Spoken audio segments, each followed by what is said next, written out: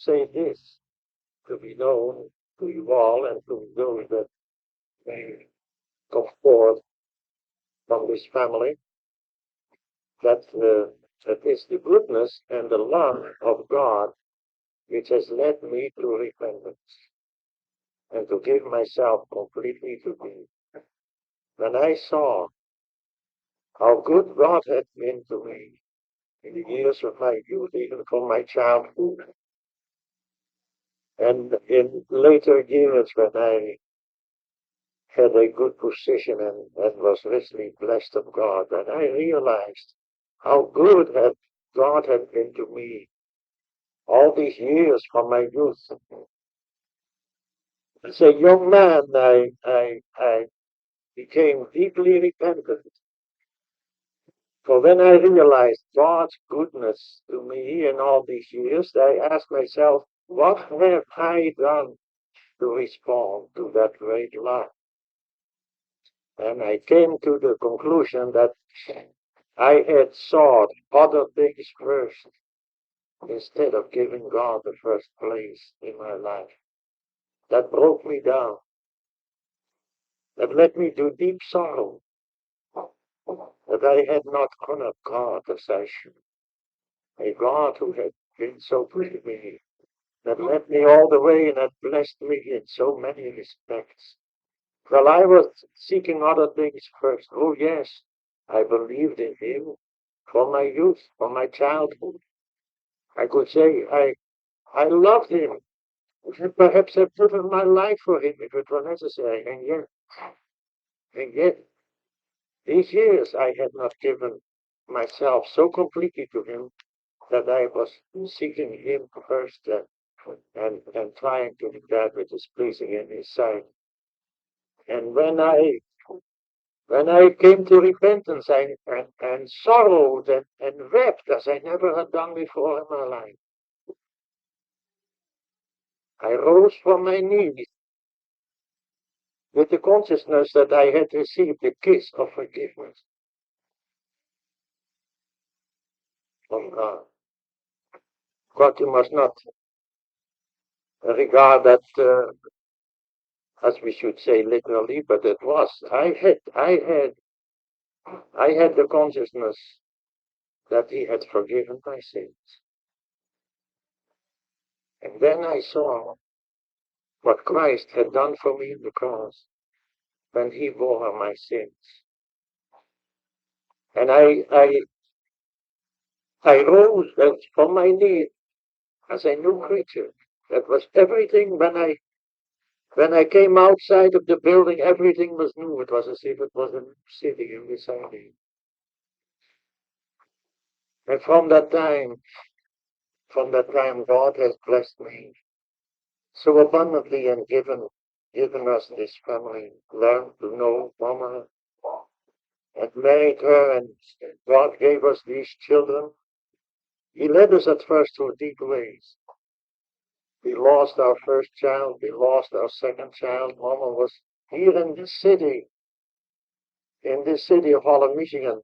Mama was so severely ill for several months that we lived then at College Avenue.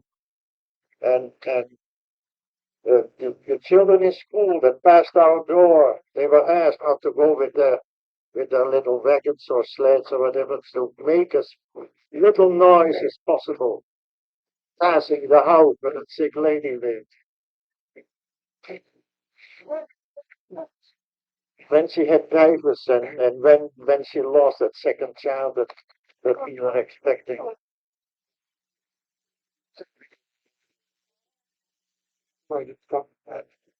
So we started out in our marriage life with deep sorrow and with great difficulties. But God helped us and see what a family He has given us and how we are together now with, I think, with 22 persons. There are still a few missing. But I want to give Him all the praise and the glory. I do not know how long and Mama will still be with you, but we hope to leave this example to you, dear God. that the only life that makes us happy here in this life and for all eternity, for eternity begins here. It does not begin after this life. It begins here. The only happy life, the life that gives satisfaction here on earth is a life that is fully surrendered to Christ. And it is our prayer, the prayer of Mama and of myself, that we may have given to you all an example to follow. And if you follow our example in the service of God, you will be so happy. You may be led through difficulties and trials, as you all have experienced already. But the Lord gives, even in the midst of hardship and of adversity, He gives His wonderful peace and joy. I can say that it is now over 50 years that I came to give myself completely to the Lord. I can say these 50 years have been years of great blessing and peace and joy. I could not enter into all the facts of my experience, how the Lord has helped in difficulties, how He has helped out, how He gave joy in the midst of difficulty and sorrow. I want to give Him all the praise and the glory, and that is also the testimony of Mama. And I hope you follow. You follow in the way of the Lord, and He will bless you too, and bless your children, and and and you will bring up your children in the fear of the Lord, that they may know Him, that they may serve Him, that He may be happy. For godliness goes often through generations, and I believe that we have a background of Christian fathers and mothers, and and oh, may that serving God go on in the next generations, and may these grandchildren of ours also become earnest Christians and be brought up in Christian homes and glorify the Lord until He comes back to take His congregation to Himself. Thank you.